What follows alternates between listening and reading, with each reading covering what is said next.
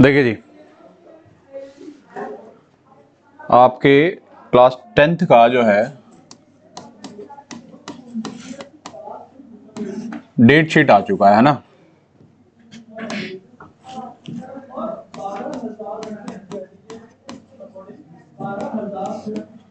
और date sheet इतना अच्छा है, देख के तो आप बहुत खुश हो रहे होगे कि मैथ्स में आपको बहुत अच्छा गैप मिला है, राइट। बट एक मैं तुम्हें बात बताता हूँ कि बोर्ड एग्जामिनेशन की ना कुछ बातें होती हैं, वो बड़ी मतलब हर एक चीज़ में उनका कोई ना कोई मकसद होता है, कोई ना कोई एम होता है। जैसे तुम्हें 10 दिन का या 8 दिन का या 9 दिन का जो भी गैप तुमको दिख रहा है क्लास 10th के बोर्ड एग्जामिनेशन के मैथ्स में, राइट, तो उस चीज़ से तुम ये भी एक्सपेक्ट कर सकते हो कि 10 दिन के हिसाब से जो पेपर का लेवल होगा वो थोड़ा अप होगा, वो थोड़ा अपर लेवल का होगा। गैप कम होता है तो पेपर थोड़ा सा हल्का सा इजी रहता है, गैप ज़्यादा रहता है तो पेपर का जो लेवल होता है वो थोड़ा सा क्या कर दिया जाता है, बढ़ा दिया जाता है। तो आपको जो अपनी प्रिपरेशन करनी है वो थोड़ा एडवांस लेवल की करनी है, राइट। अगर आप एडवांस लेवल की प्रिपरेशन करके चलते हो, ठीक है ना, तो जो 10 दिन का गैप है जिस उस हिसाब से जो पेपर आएगा वो फिर तुम्हें करने में इजी होगी, ठीक है। तो ये एक रिवीजन प्लान बनाया है मैंने, ठीक है जी। बनाया क्या है अभी हम तुम्हारे साथ ही बनाएंगे, ठीक है।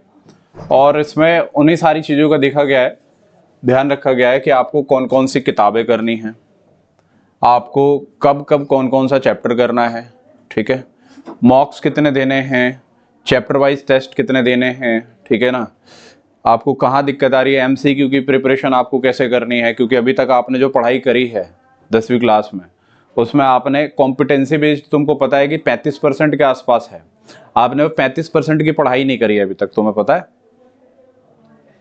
बता दो। तुमने सिलेबस तो खत्म कर लिया, सारी चीजें हो गई नो डाउट, बट सवाल यह है कि क्या आपने एमसीक्यू की प्रिपरेशन करी, क्या आपने केस बेस्ड स्टडी के क्वेश्चनों की प्रिपरेशन करी है, नहीं करी है, राइट।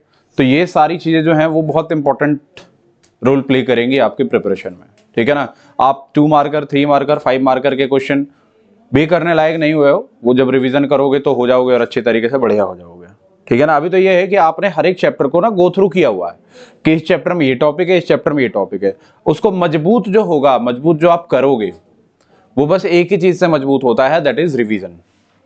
दुनिया का कोई सा भी एग्जाम बिना रिवीजन के नहीं निकल सकता। टफ से टफ एग्जाम जो होता है और इजी से इजी एग्जाम, रिवीजन की जरूरत होती है। क्या मेरी बात समझ में आ रही है?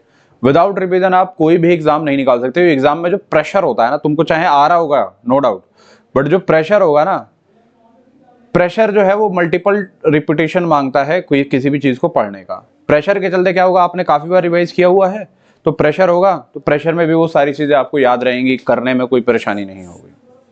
क्या मेरी बात समझ में आ रही है? देखिए जी, लास्ट मैंने जितनी बार भी आपको पढ़ाया होगा तो अब मैंने आपको कुछ चीजें बताई होंगी कि रिवीजन ऐसे करना है वैसे करना है। जो आपके मार्क्स आते हैं बोर्ड के ना, वो ओनली बेस्ड ऑन रिवीजन ही होता है। रिवीजन आपने बहुत बढ़िया तरीके से पढ़ाई करी हुई है, रिवीजन में अभी तक मान लो कुछ नहीं पढ़ा आपने, बट अगर रिवीजन आप ढंग से कर लेते हो ना, रिवीजन के समय आप अच्छी तरीके से पढ़ाई कर लेते हो, तब तुम्हारे मार्क्स आएंगे, फॉर श्योर तुम्हारे अच्छे नंबर आएंगे।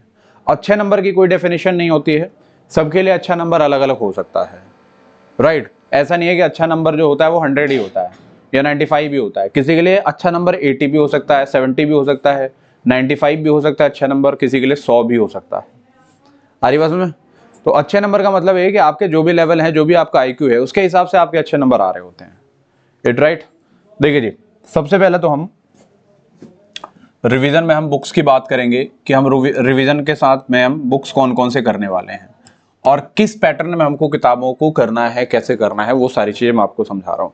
ध्यान से 15 से 20 मिनट आपको जितना समय लगेगा इसको समझाने में समझ लेना और उस हिसाब से अपने दिमाग को सेट करके करना, ठीक है जी। आपको कुछ भी एक्स्ट्रा करने की जरूरत नहीं, कुछ भी इधर उधर सोचने की जरूरत नहीं है, बहुत सारी चीजें करने की जरूरत बिल्कुल भी नहीं है, क्योंकि अब तुम्हारे पास तुम बस अब टारगेटेड पढ़ाई करोगे। ऐसे नहीं कि 15 मैथ की किताब रख ली और 10 क्वेश्चन इससे किया, 5 किया उससे, 2 किया इससे, 3 किया उससे, ऐसा नहीं करना है। आरी बात में, आपको टारगेटेड पढ़ाई करनी है, टारगेटेड बुक्स करनी है, टारगेटेड सिलेबस जो है वो करना है, ठीक है जी।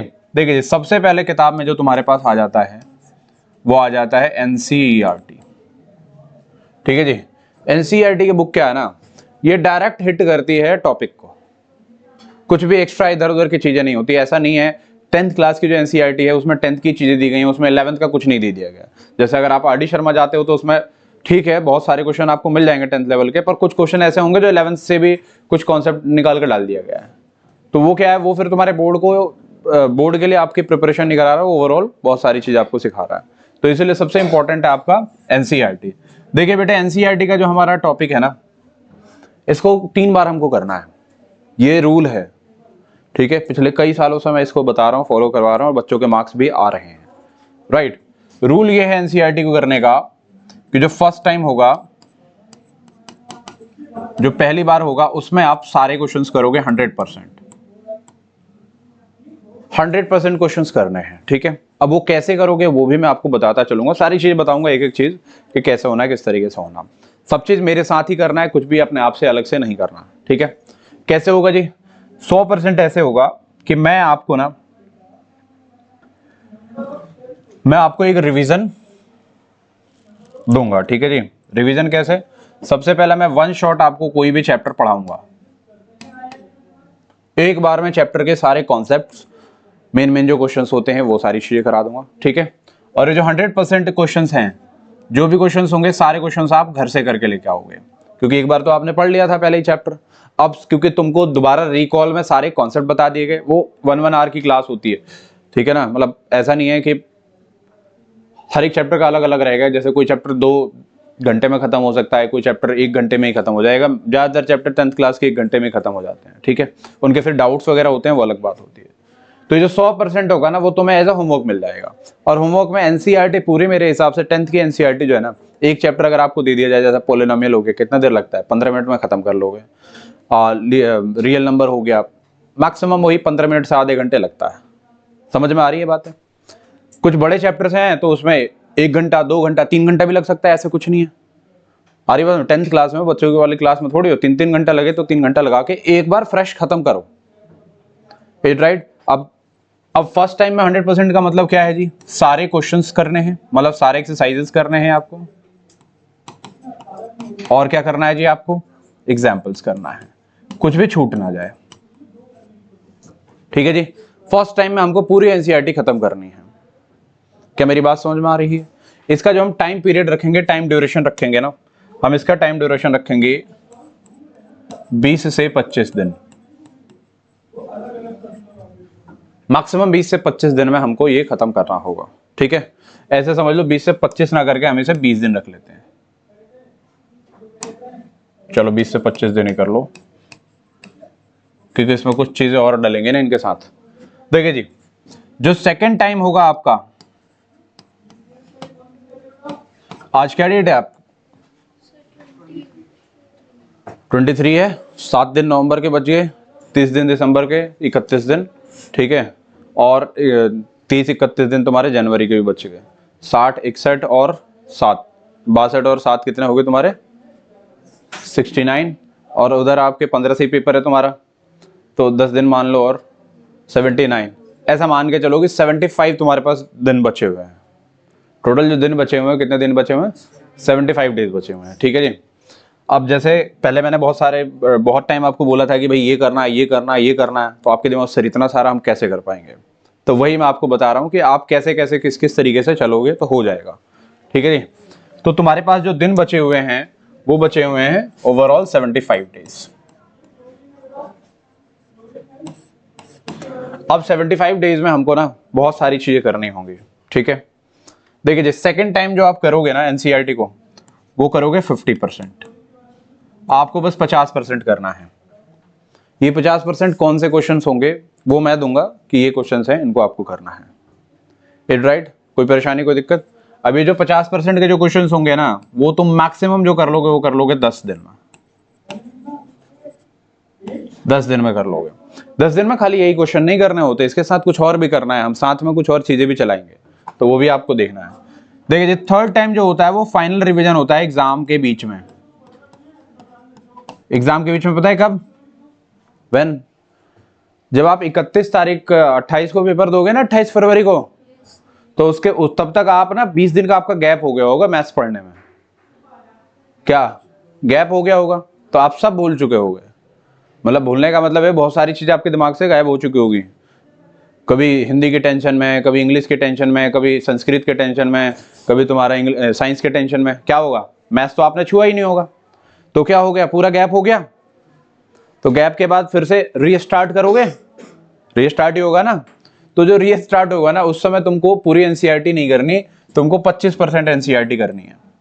ठीक है जी, ये तुमको 2 दिन में करना है, 2 से 3 दिन मान के चलो, ये 2 से 3 दिन, क्योंकि 10 दिन का गैप है तो उसके हिसाब से मैंने 2 से 3 दिन का बताया है। गैप होता तो उसके हिसाब से हम देखते हैं। अभी क्या है, 10 दिन का गैप है तो पूरी एनसीईआरटी 25% क्वेश्चन का मतलब ये है कि एनसीईआरटी में जितने भी क्वेश्चन हैं उनका 25% आपको क्वेश्चन करना है। वो कौन कौन से क्वेश्चन होंगे वो तो मैं बताऊंगा आपको, क्योंकि उस समय आपको एक वन शॉट क्विक रिकैप एक दिन में ही 4-4, 5-5 चैप्टर का भी मिलेगा। ऐसा भी हो सकता है कि एक दिन में सारे चैप्टरों का क्विक रिकैप मिल जाए, क्योंकि पूरे टाइम तो तुम भूल चुके हो। तो वहां जैसे तुम 28 है तो 1 मार्च या 2 मार्च को तुम बैठे यहाँ पर सुबह 10 बजे, 10 से लेकर 4-5 बजे तक क्या कर रहे हो, सारे चैप्टर का आपने क्विक रिकैप, आधे चैप्टरों का क्विक रिकैप कर लिया।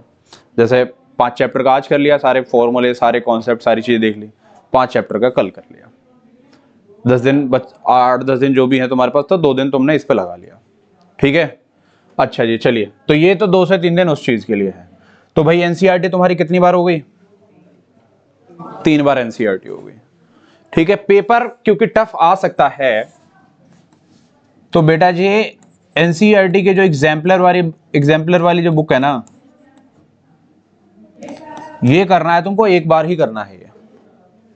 ऐसे नहीं इसको 3-4 बार तुम कर नहीं सकते, इसको तुम एक बार करो। ये क्या है ना, ये तुम्हें तगड़ा पेपर आएगा ना उसके लिए तैयार करेगा ये, क्योंकि क्वेश्चंस बेस के ठीक ठाक होते हैं। मतलब काफी चैप्टर्स में क्वेश्चन थोड़े घुमा के हैं, बहुत सारे चैप्टरों में क्वेश्चन डायरेक्ट भी है। राइट, तो ये तुम्हारा टारगेट यही है कि एग्जाम्पलर जो है तुमको एक बार में करना है। कौन से पीरियड में करना होगा मैं बताता हूं तुमको, देखो जरा ध्यान से।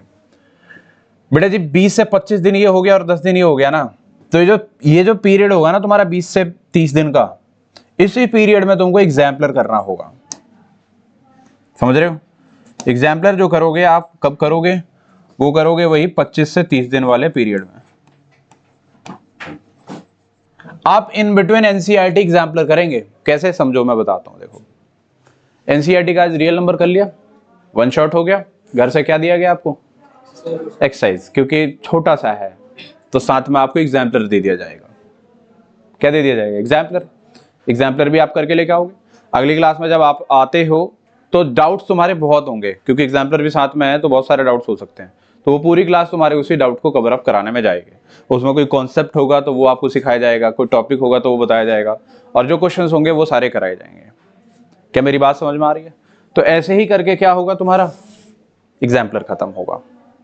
क्या मेरी बात समझ में आ रही है। ये जो मैं डेज बता रहा हूं ना, ये थोड़ा वेरी कर सकता है, क्योंकि हमारे पास 75 डेज है, तो मैं 10-15 दिन का गैप लेके वैसे भी चलूंगा, क्योंकि अभी कभी ऐसा हो सकता है किसी दिन क्लास ना हो, किसी दिन तुम ना पढ़ पाओ, कुछ हो, बहुत सारी चीजें होती हैं। बीच में वेकेशंस भी तुम्हारे आ जाएंगे, जैसे ये कौन से वाले, क्रिसमस और न्यू ईयर वाले, एक आध दिन के वेकेशन वो भी हो सकते हैं। ठीक है ना, तो इसलिए हम 10-12 दिन का बफर लेके चल रहे हैं, गैप लेके चल रहे हैं, तो ये ध्यान रखना है आपने।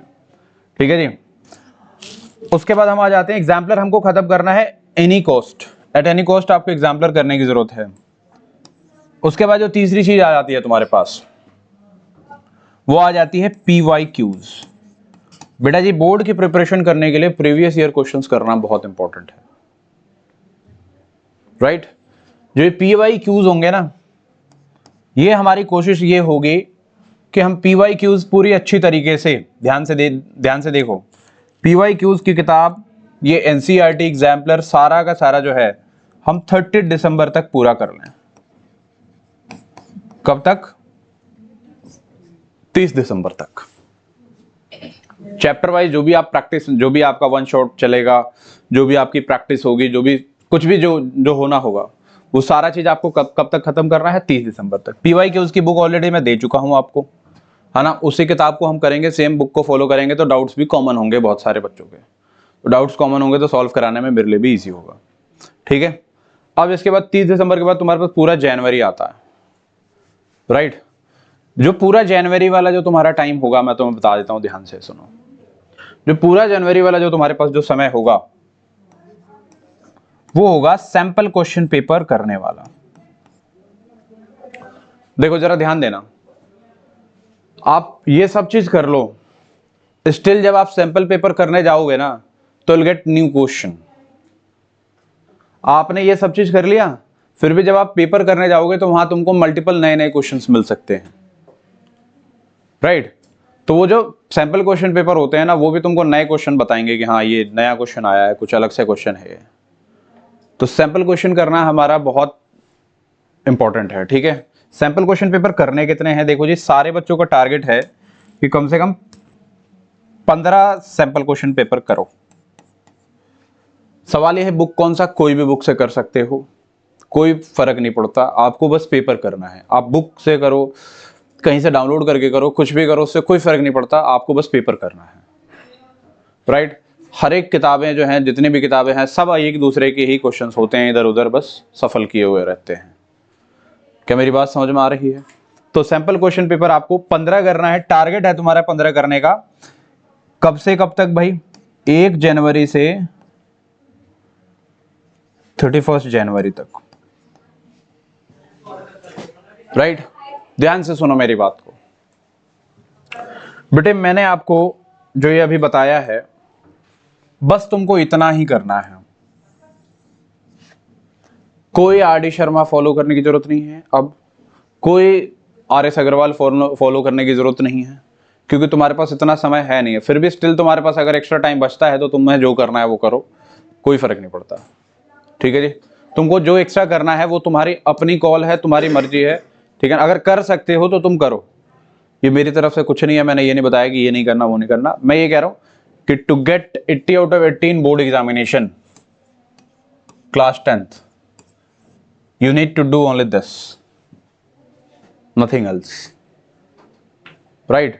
अब ध्यान से सुनिए जरा, इसमें ना बहुत सारी चीजें अभी हमको और ऐड ऑन करना है। ऐड ऑन कैसे होंगे, थोड़ा ध्यान देंगे। देखिए जी, ध्यान हमको ये देना है, ऐड ऑन हम ये करेंगे कि इनके बीच में ना टेस्ट वगैरह आपके होने हैं, राइट। कल संडे है, मंडे को आपको एक पीडीएफ मिल जाएगा, ठीक है। वो आपकी पूरी शेड्यूल को बना के पीडीएफ मिलेगा, उसमें ये होगा कि कब कौन सा चैप्टर आप पढ़ रहे हो, लाइक तुमने ट्रिगो कब पढ़नी है और उसका टेस्ट कब देना है। Will get date wise information in that. आपको पूरा सिस्टम बना होगा 31 जनवरी तक का, इनफैक्ट 10 फरवरी तक का बना होगा कि कब कब तुमको चैप्टर वाइज कौन से चैप्टर का टेस्ट देना है, एंड मॉक कब कब देने हैं तुमको। मॉक क्या है? जो तुम्हारे 80 मार्क्स के जो एग्जाम्स होते हैं ना, वो तुमको कब कब देना है वो आपको वहां पर मिल जाएगा। क्या मेरी बात समझ में आ रही है? 10वीं क्लास में देखो क्या होता है कि जैसे टारगेट ये रहेगा हमारा कि हम मिनिमम 5 लें, मिनिमम 5 का मतलब मिनिमम 5 80 वाले टेस्ट लें, और बाकी चैप्टर वाइज तो जितने चैप्टर हैं 15 चैप्टर हैं तो उनके तो टेस्ट होंगे ही, ठीक है ना। तो जो मिनिमम 5 होंगे ना, तो उसमें हमारे एक अलग तरीके से बना रहेगा कि आपको एमसीक्यू पहले स्टार्ट करना है, या पहले 5 नंबर वाले करने हैं, या पहले 3 वाले करने हैं, या केस बेस कब करना है, ये सारी चीज़ें आपको बताई जाएंगी।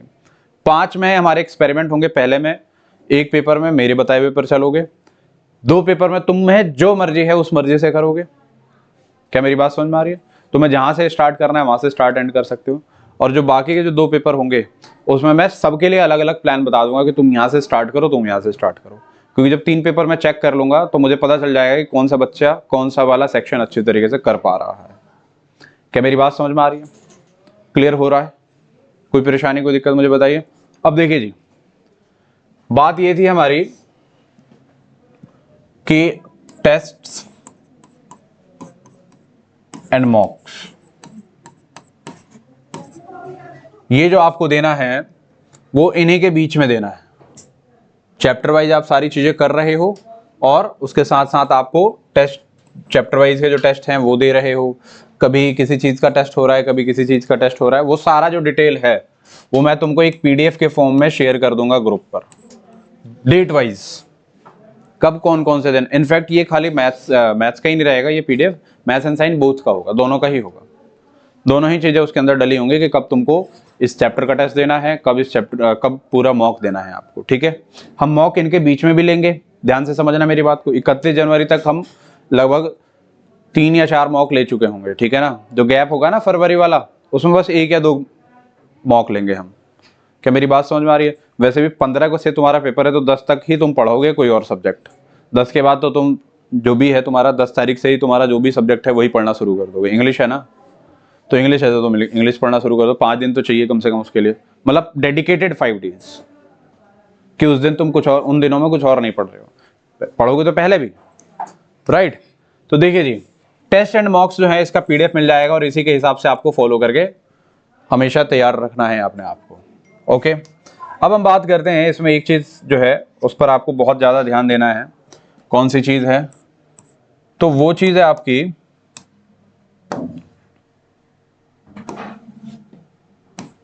MCQs की प्रैक्टिस, ठीक है जी, एंड केस बेस्ड क्वेश्चंस की प्रैक्टिस।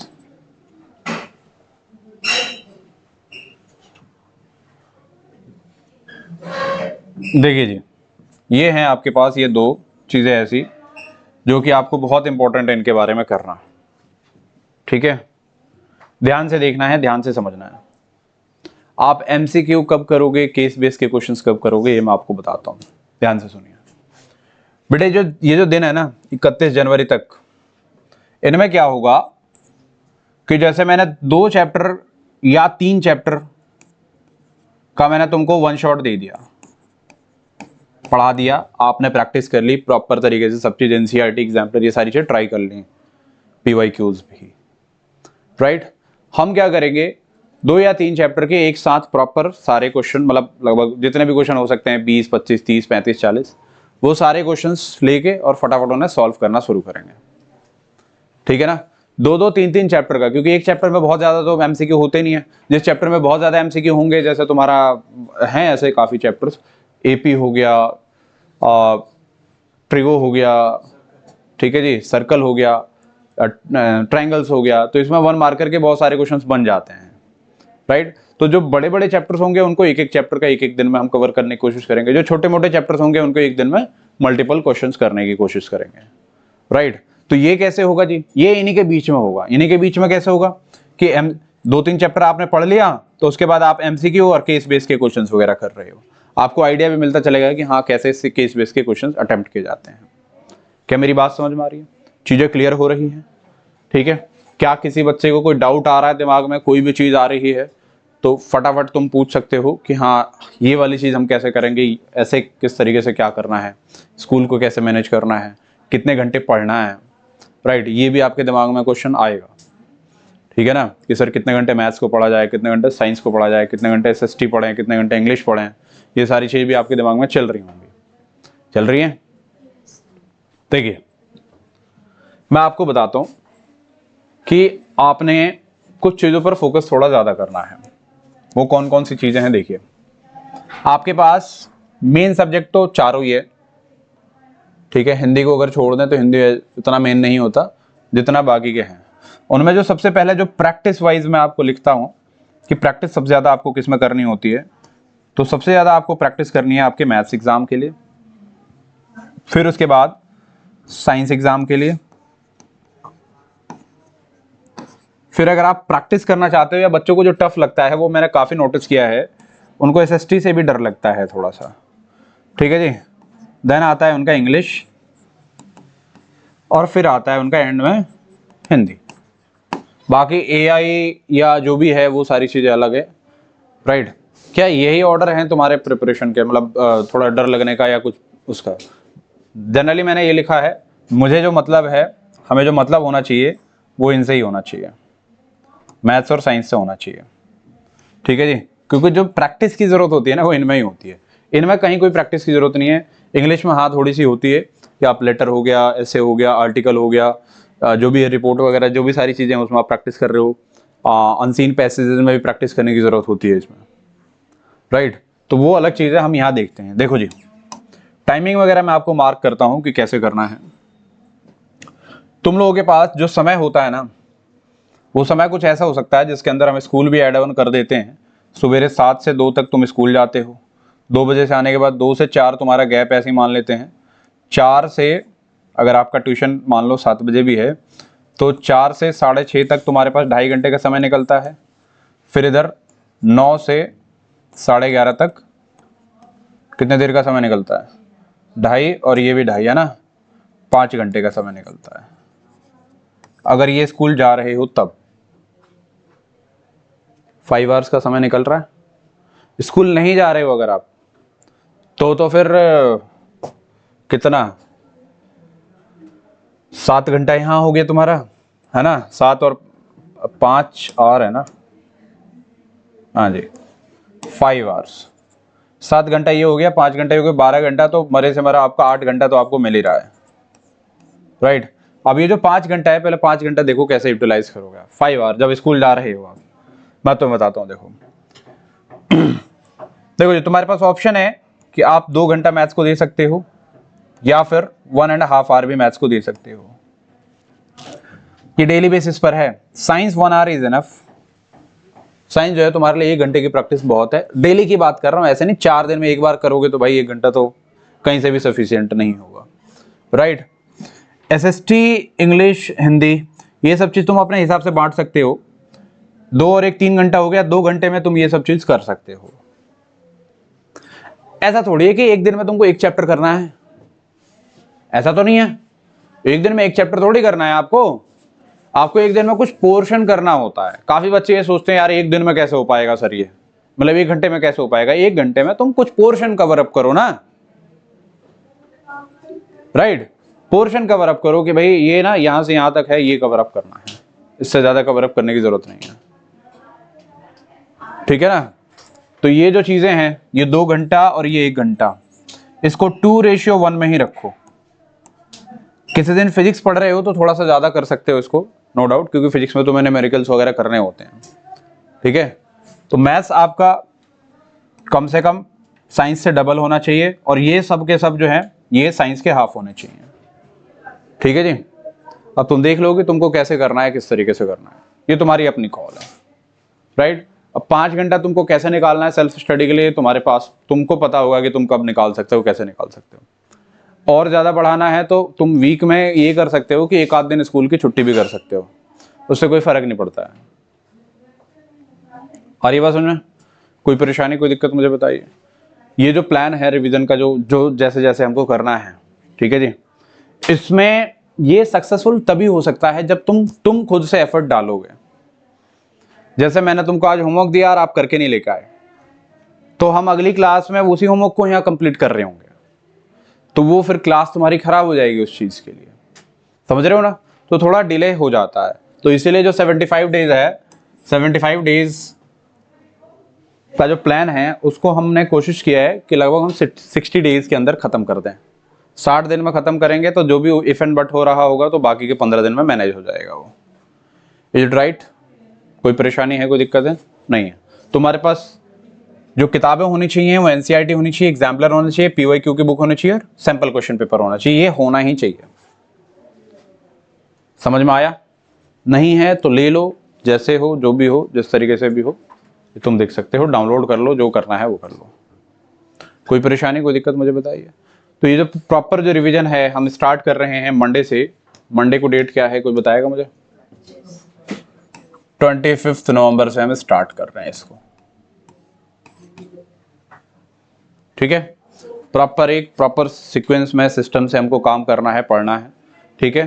काइंडली नोट कि अगर तुम में से कभी कोई होमवर्क करके लाता है, कुछ ऐसा होता है, तो स्टे बैक का ऑप्शन है हमारे पास, वो हम करा सकते हैं कितने देर तक भी। It right? चलिए